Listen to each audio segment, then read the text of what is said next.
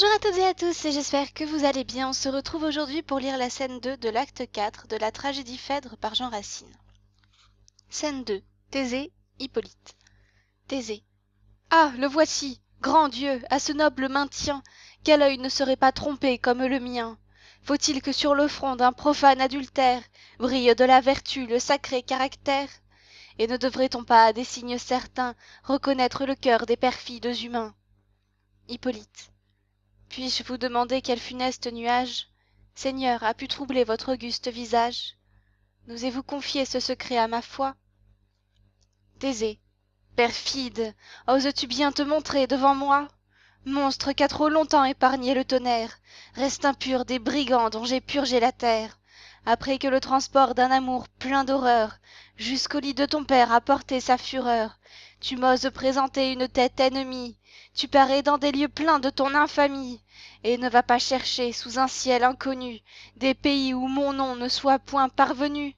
Fuis, traître, ne viens point braver ici ma haine, et tenter un courroux que je retiens à peine. C'est bien assez pour moi de l'opprobre éternel d'avoir pu mettre au jour un fils si criminel, sans que ta mort encore, honteuse à ma mémoire, de mes nobles travaux vienne souiller la gloire.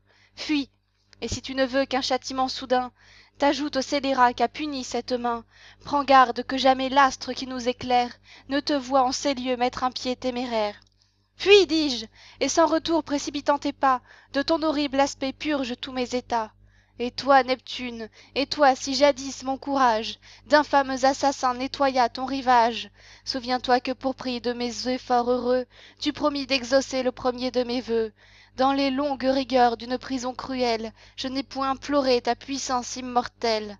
Avare du secours que j'attends de tes soins, mes vœux t'ont réservé pour de plus grands besoins.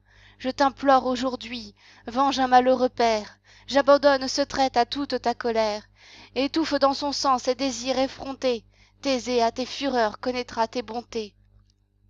Hippolyte. D'un amour criminel Phèdre accuse Hippolyte. Un tel excès d'horreur rend mon âme interdite.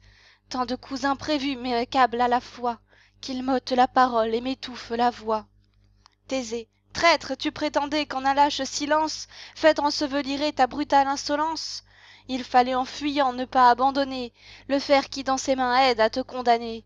Ou plutôt il fallait, comblant ta perfidie, lui ravir tout d'un coup la parole et la vie. Hippolyte. D'un mensonge si noir justement irrité, je devrais faire ici parler la vérité. Seigneur, mais je supprime un secret qui vous touche. Approuvez le respect qui me ferme la bouche. Et sans vouloir vous-même augmenter mes ennuis, examinez ma vie et songez qui je suis. Quelques crimes toujours précèdent les grands crimes. Quiconque a pu franchir les bornes légitimes peut violer enfin les droits les plus sacrés. Ainsi que la vertu, le crime a ses degrés. Et jamais on n'a vu la timide innocence passer subitement à l'extrême licence. Un jour seul ne fait point d'un mortel vertueux un perfide assassin, un lâche incestueux. Élevé dans le sein d'une chaste héroïne, je n'ai point de son sang démenti l'origine. Pitée, estimée sage entre tous les humains, daigna m'instruire encore au sortir de ses mains. Je ne veux point me peindre avec trop d'avantage, mais si quelque vertu m'est tombée en partage, Seigneur, je crois surtout avoir fait éclater la haine des forfaits qu'on ose m'imputer. C'est par là qu'Hippolyte est connu dans la Grèce. J'ai poussé la vertu jusqu'à la rudesse. On sait de mes chagrins l'inflexible rigueur. Le jour n'est pas plus pur que le fond de mon cœur.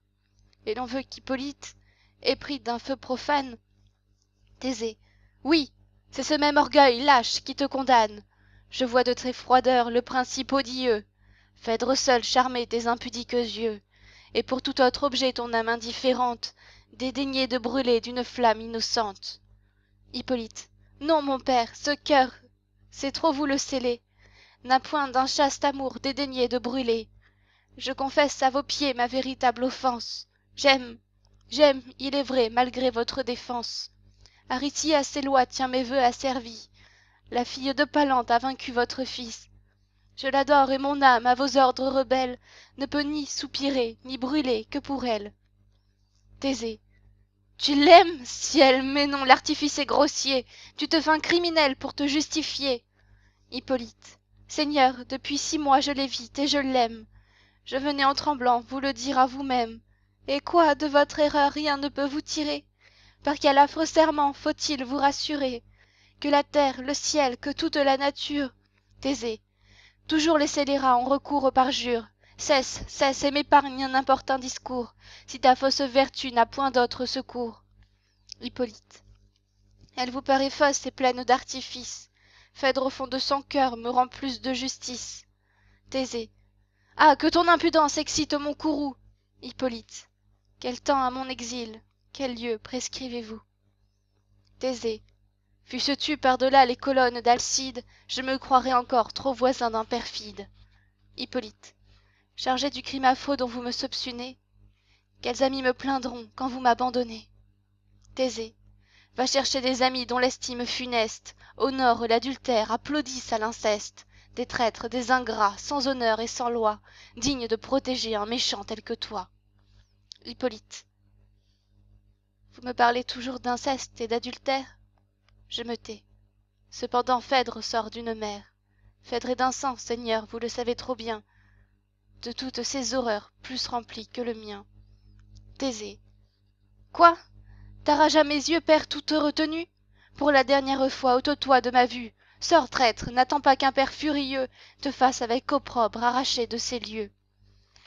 Et nous nous retrouverons la semaine prochaine pour lire la scène 3. Portez-vous bien, à bientôt!